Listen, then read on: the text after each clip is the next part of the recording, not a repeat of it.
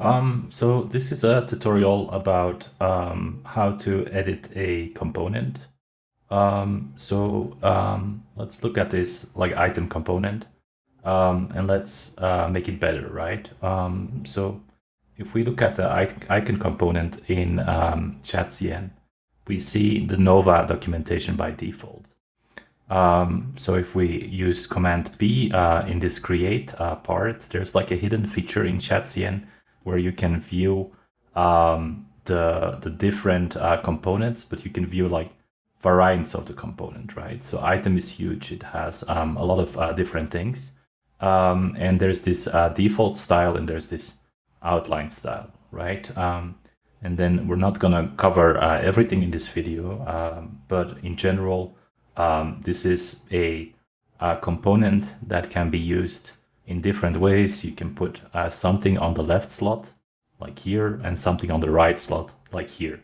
So for example, what we have here is a left slot and a right slot. So if we want to recreate one of these examples, in this slot we would put an icon, and in this slot we would put a button.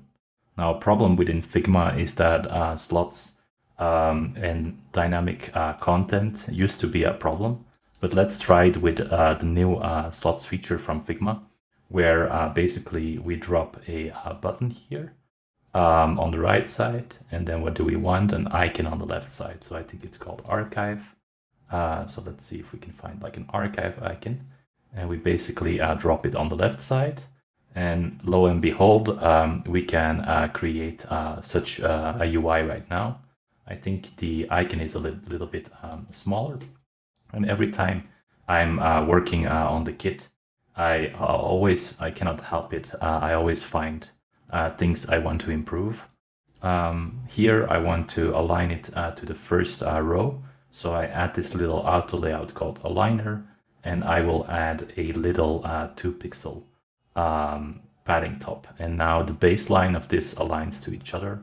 We can verify this by putting a ruler around it, and it's actually not the case. So we should maybe look into making this 1 pixel. So let's see, 1 pixel. Does it look better? It's very subtle, but I don't think it does. So let me go back to the 2 pixels. Okay, now this tutorial is about making a global change on such a large component. I'm gonna explain a few things first, and what I'm gonna explain is a few concepts. So one of them is called layer traversal, and one of them is called multi-edit. So first, layer traversal. How to traverse through layers. So when you hit tab, you basically switch between sibling layers. So tab, this is a good one, tab. You switch between sibling layers. So I'm hitting tab here and it's switching between title and description, they sit together. Now enter goes deeper. So we have enter. So we are in a component, we hit enter. Now all children of the component are selected. Then we have shift enter, which is the opposite. So instead of going deeper, like enter, enter, enter, we can do shift enter and we can go outside. So tab is select sibling layer. Enter is deeper layers, like going to deeper layers. And then the shift enter is going to parent layers, right? So those are 3 different things.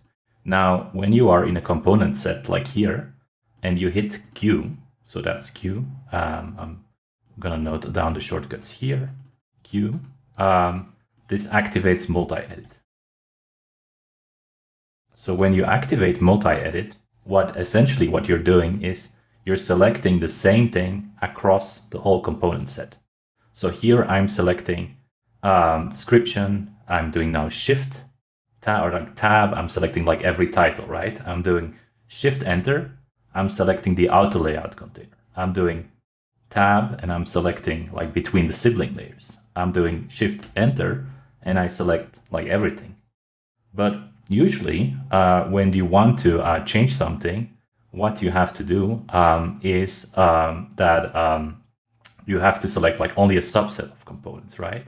So traditionally, you could not be in multi-edit. So I'm hitting Q to remove the multi-edit mode. And you could just make a rectangle selection, right? Like you could select like all of these, or you could do it manually. Like you could click like 9 times and select like all the small variants of item. Now, if you use Obra Autodocs, which is how this like documentation gets generated, there is an easier way to select a subset of components. So we're gonna encounter it in working on this component. So first I'm gonna remove the docs. So this is like a move that you kind of have to ingrain, that you start working on the component set. It says existing component set detected, and then you remove the docs. And the reason we remove the docs is so that we have a surface area to work with. Usually you're gonna expand, sometimes you're gonna delete stuff, but usually you're gonna expand the component. And now let's create a variant which is called extra small. Extra small. What the move would be is to change the extra small and then document it. But let's say that in extra small we have a mini paragraph, right? Like if you look here, you have different sizes. Let's see the sizes. I don't know. They don't seem to document the sizes here. Maybe they do. Here we have extra small. We have small. Yeah, the dumb thing about the example that I chose is that, like if you look at the item component, there's actually no difference between extra small in the Vega set. So going back to here, changing it to Vega, and then changing it to item, there's no meaningful difference between extra small and small. I don't know why, but it is like that. And within Nova, within the other style, there is a difference. So within Nova, if you go in the extra small, supposedly the second line is smaller. Now this might be a bug in ChatCN, because here the second line is not smaller, not actually smaller.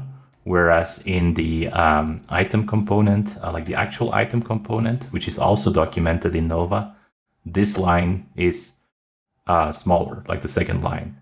But in this one, it's not. And in this one, it is again. So probably we should log this as a bug on ChatCN. But let's imagine for a second that you want to use the paragraph mini normal here, and you want to apply it to all your extra small variants. So what you could do is different ways. You could copy the properties, and you could go on and do this 9 times. That's not very efficient, right? And sometimes you need to do more than just like a single property. So one thing you can do is with Obra Autodocs is that you can use the Navigate tab, and you can take a selection, like this description, for example, and then hit size plus extra small. And you see the heading here says extend or reduce selection. So if you click extra small here, you will select all the layers, all the same layers, but only in the extra small variant. So if you now click this button here, close and keep selection, then what you can go on to do is do a multi-edit, but only on a very specific variant. So let's do the mini paragraph here. And that seems to work well. And let's continue with, for example, selecting like all the extra small items, and then changing, for example, the outside bounds. And then we will maybe select like all the small items, and we will do something similar. Now this is the production file, so I don't want to mess it up with an example that is incomplete. So I'm gonna stop it here. Likely I'll log that bug in ChatCN, and actually I'm just gonna delete what I just created. So I'm gonna remove the extra small here because seemingly it doesn't do much. So it's not really a worthwhile addition to our library within the Vega style, and then within the Nova style, I have to check with ChatCN what he wants to do. So here I'm gonna click Auto Align, and I'm gonna click Generate Docs to get back to the initial state. Now you will see that it automatically generated all the Boolean values. So I don't think we want that in this case. So let's just have the base component here. and make the documentation a bit more limited. So yeah, that's a little tutorial about like doing complex edits within Figma using base Figma, where you learned about traversal of layers and multi-edit. You learned some shortcuts, which are standard to Figma and they apply to anything. And there's also Obra Autodocs, which is specific to our Obra Chatcn UI kit. So if you're interested in this Chatcn UI kit, this is a paid product that we offer online, and you will find the link in the YouTube description. Thanks for your attention, and I hope this helps someone.